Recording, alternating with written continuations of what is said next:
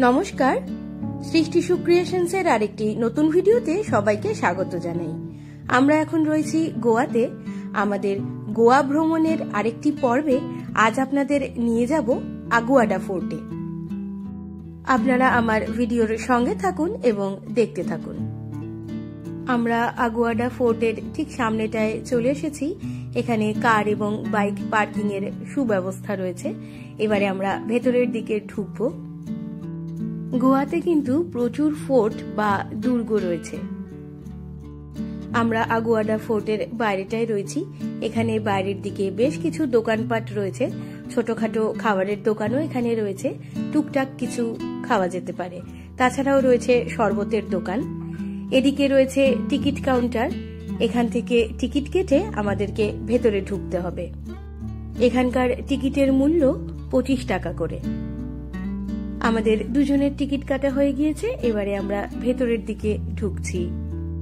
এই আগুয়াডা ফোর্ট হলো সপ্তদশ শতাব্দীর পর্তুগিজ যুগের একটি সুসংরক্ষিত দুর্গ বা ফোর্ট। এই দুর্গটি 1612 সালে ডাচদের বিরুদ্ধে পাহারা দেওয়ার জন্য নির্মিত হয়েছিল। বিশাল বড় পরিসর।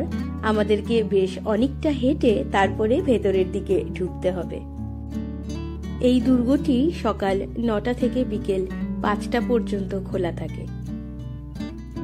গল্প করতে করতে কিন্তু আমরা অনেকটাই কাছাকাছি চলে এসেছি। আমার এই ফোর্ট বা দুর্গগুলোতে বেড়াতে কিন্তু ভীষণ ভালো লাগে। এরপরে আপনাদের আমি নিয়ে যাব সাউথ গোয়ার ক্যাবোডিরামা ফোর্টে। গোয়ার প্রত্যেকটি জায়গায় কিন্তু ভীষণ সুন্দর দেখতে। আমরা যেখানেই যাচ্ছি সেখানেই মুগ্ধ হয়ে যাচ্ছি। এই দুর্গটি 1612 সালে ডাচদের বিরুদ্ধে পাহারা দেওয়ার জন্য নির্মিত হয়েছিল। আপনাদের আমি তা আগেই বললাম, কেননা সেই সময় ইউরোপ থেকে আসা জাহাজগুলির জন্য একটি রেফারেন্স পয়েন্ট ছিল এই জায়গাটি। এই আগুয়াডা ফোর্টটি দাঁড়িয়ে রয়েছে ক্যান্ডোলিমের দক্ষিণ সমুদ্র সৈকতে। আমরা ভেতরের দিকে চলে এসেছি। এখানে গোয়ার বিভিন্ন টুরিস্ট স্পটের ছবি লাগানো রয়েছে। এটি আগুয়াডা লাইট হাউস। এই ফোর্টের ভেতরে এই লাইট হাউসটি কিন্তু পরে নির্মাণ করা হয়েছিল। এই আগুয়াডা লাইট হাউসটি 1864 সালে তৈরি করা হয়। এই লাইট হাউসটির উপরে একটি বড় ঘণ্টা ছিল, যা ওল্ড গোয়ার সেন্ট অগাস্টিন মঠের ধ্বংসাবশেষে পাওয়া গিয়েছিল। গল্প করতে করতে আর কিছু ছোটখাটো ইতিহাস আপনাদেরকে বলতে বলতে আমরা ভেতরে চলে এসেছি। এই যে এখানকার আগুয়াডা লাইট হাউসটি ভীষণ সুন্দর দেখতে। ওপর দিকে ওঠার পারমিশন নেই। আমরা এবারে ফোর্টের সামনেটায় যাব। এই জায়গা থেকে কিন্তু সমুদ্রকে ভীষণ সুন্দরভাবে দেখা যায়। যেহেতু এই ফোর্টটি ডাচেদের বিরুদ্ধে পাহারা দেওয়ার জন্য তৈরি করা হয়েছিল, তাই সমুদ্র সৈকতেই এটি হওয়া উচিত, তাই না? গোয়ার বেশিরভাগ ফোর্টই কিন্তু সমুদ্রের ধারে। এখানকার কিছু ফোর্ট পর্তুগিজদের দ্বারা তৈরি, আবার কিছু ফোর্ট ছত্রপতি শিবাজির দ্বারাও তৈরি। আমরা যখন সেসব ফোর্টগুলো দেখতে যাব আপনাদের অবশ্যই সঙ্গে নেব। ওপরের দিকটায় চলে এসেছি। দেখুন কি অদ্ভুত সুন্দর দেখতে লাগছে এখান থেকে লাইট হাউস। তার পাশেই রয়েছে অবাধ সমুদ্র। দেখুন দূর থেকে সমুদ্রকে দেখতে ভীষণ ভালো লাগছে। এখানেও পরিসরটি কিন্তু বেশ বড়। প্রচুর মানুষের সমাগম হয়েছে এখানে। হবেই না বা কেন, এত সুন্দর জায়গা বলে কথা। এবারে আমরা সামনের দিকটায় যাচ্ছি। বেশ অনেকটা রাস্তা কিন্তু আমরা হাঁটলাম।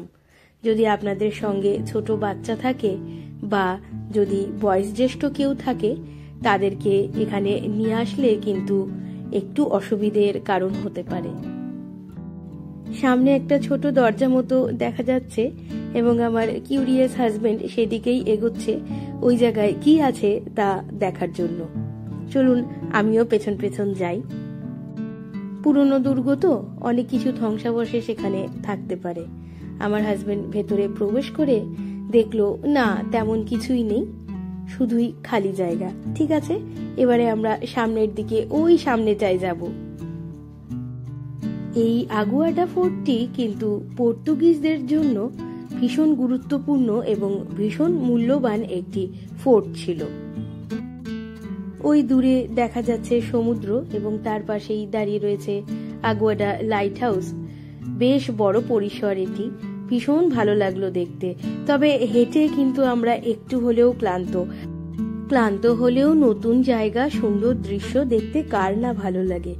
আর এই দেখুন, এই অদ্ভুত দৃশ্যটা দেখার জন্যই আমাদের এত দূর হেঁটে আসা।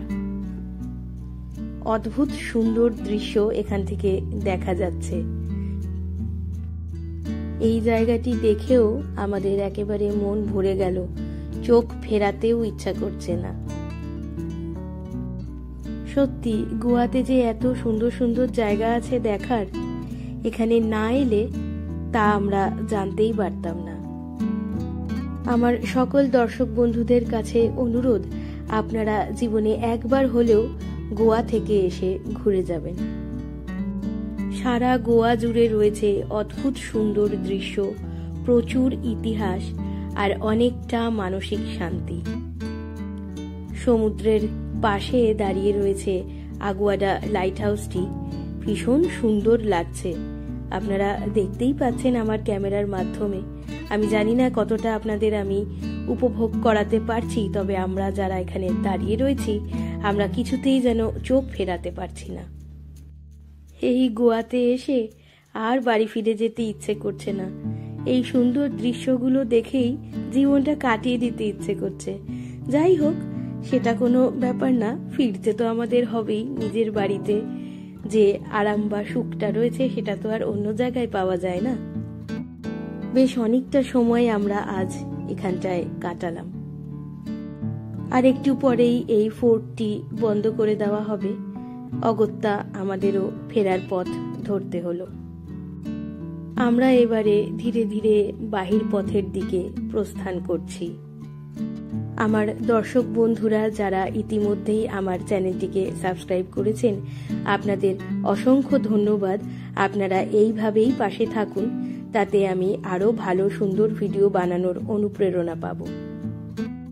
যারা এখনো আমার চ্যানেলটিকে সাবস্ক্রাইব করেননি তাদের কাছে অনুরোধ, আপনারা আমার চ্যানেলটিকে অবশ্যই সাবস্ক্রাইব করুন এবং বেল আইকনটি প্রেস করতে একদম ভুলবেন না। তাতে আমি যখন নতুন কোনো ভিডিও আপলোড করব তা আপনার নোটিফিকেশনে চলে যাবে। আমার আজকের ভিডিওটি আপনাদের কেমন লাগলো তা আমায় কমেন্টে অবশ্যই জানাবেন, আর ভালো লাগলে তা আপনার বন্ধুদের সঙ্গেও শেয়ার করবেন। আজকের মতো আমার এই ভিডিওটি আমি এখানেই শেষ করছি। দেখা হবে গোয়া পর্বের আরেকটি নতুন ভিডিওতে। আপনারা সবাই ভালো থাকবেন। ধন্যবাদ।